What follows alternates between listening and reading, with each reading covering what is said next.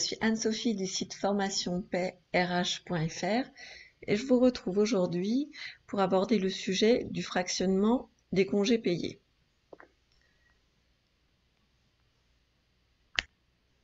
Alors, le fractionnement des congés payés, c'est un mécanisme qui permet aux salariés de bénéficier de congés payés supplémentaires s'il ne prend pas ses congés payés de manière globale pendant la période légale de prise des congés payés, c'est-à-dire s'il ne prend pas ces 4 semaines.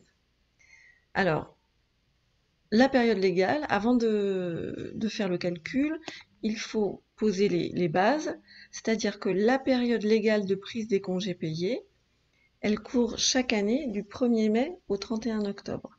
La période d'acquisition, elle, court du 1er juin au 31 mai, donc il y a un petit décalage entre les deux, et théoriquement, selon le Code du travail, la période légale pour prendre les 4 semaines de congés payés sur les 5 que le salarié acquiert va du 1er mai au 31 octobre. Les salariés sont censés prendre leurs 4 semaines à ce moment-là, en sachant que le salarié a le droit à 5 semaines et la 5e semaine, on peut la prendre librement, en théorie, au-delà du 31 octobre.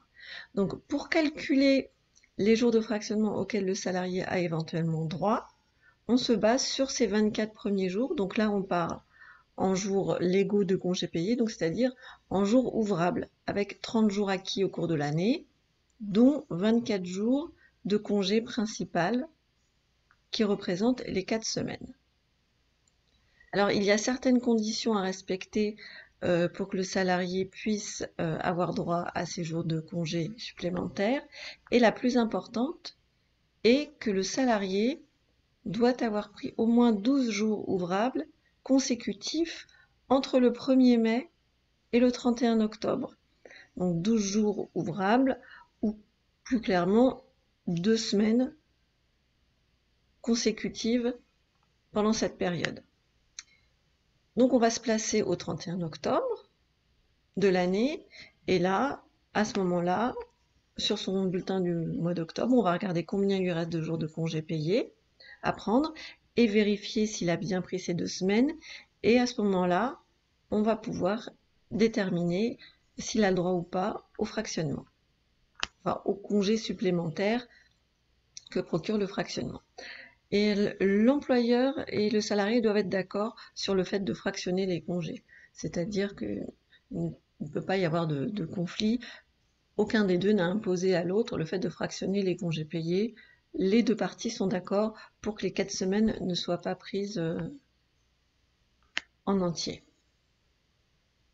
Donc le salarié a pris au moins 12 jours, il lui reste 12 jours consécutifs pendant la période.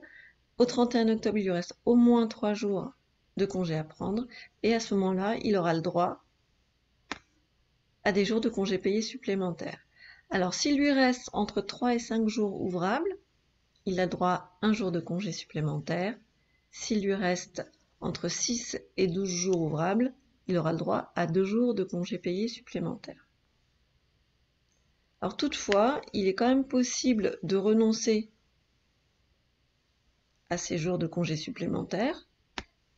Alors s'il y a un accord d'entreprise, si la convention collective le prévoit, ou par accord entre le salarié et l'employeur au moment de prendre les congés payés, on peut. Alors, il est recommandé de faire un écrit pour laisser une trace en cas de désaccord. Au moment de prendre les congés payés, on se dit que l'on renonce au jour de fractionnement. Alors, il n'y a pas de modèle légal pour renoncer aux congés payés, de modèle décrit. Mais là, je peux vous montrer simplement comment on peut faire ça. Il n'y a pas besoin de faire des choses très compliquées. Le nom du salarié, ses coordonnées complètes. Et voilà, très simplement, pour raison personnelle, je demande la prise de mes congés payés en dehors de la période légale, ainsi que le permet le Code du travail. Je renonce à l'obtention des jours de congés payés supplémentaires pour fractionnement. Voilà, un document daté et signé. Alors ça, c'est une proposition de rédaction, mais vraiment, il n'y a pas de formalisme. hormis le fait peut-être de préciser que c'est le code du travail quand même qui permet de renoncer au congé payé supplémentaire dû au fractionnement. Alors, pour faire le calcul, on va voir quelques exemples pour mettre en pratique, mais c'est très simple. Alors, cas numéro 1, notre salarié a pris 11 jours de congés payés consécutifs au mois de mai et 6 jours consécutifs au mois de juillet.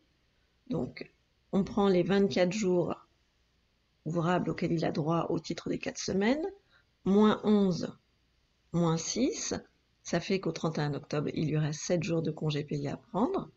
Mais comme il n'a pas pris au moins 12 jours consécutifs pendant la période légale qui va du 1er mai au 31 octobre, il n'a pas le droit au jour de fractionnement. Il n'a pas le droit à un jour de congé payé supplémentaire, ni deux, là, comme c'est 7 jours, on aurait pu penser qu'il aurait le droit à 2 jours de congé supplémentaire, mais comme la condition de prise de 12 jours consécutifs n'est pas respectée, il perd totalement ce droit. Alors, dans un deuxième cas, un salarié a pris 14 jours de congé consécutifs en juillet et 8 jours consécutifs en août.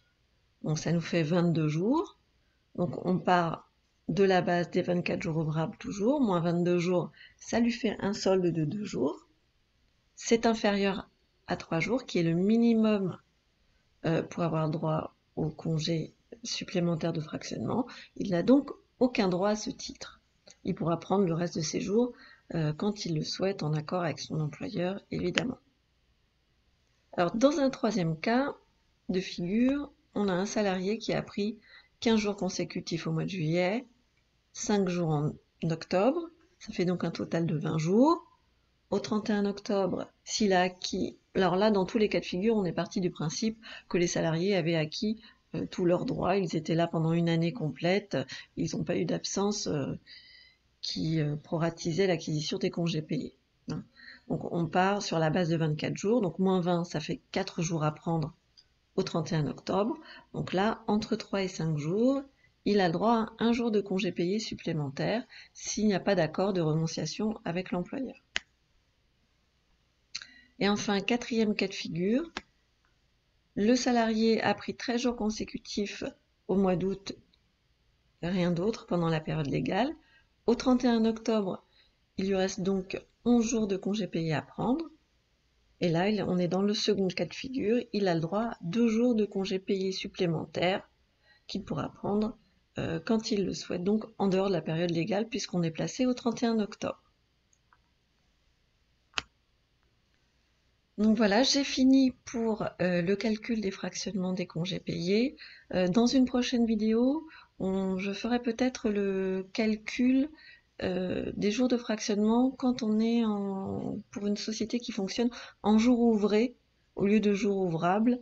Et donc là, dans ce cas-là, les salariés ont 25 jours au total au lieu de 30, puisque seuls les jours ouvrés sont décomptés lors de la prise des congés payés. Voilà, il me reste à vous souhaiter une bonne journée et je vous dis à très bientôt dans une prochaine vidéo.